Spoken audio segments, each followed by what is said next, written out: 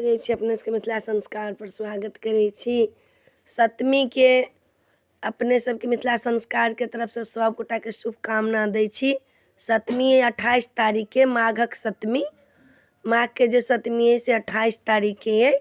शनि के दिन पड़ैया, शनि के दिन पड़ैया 28 तारीख है।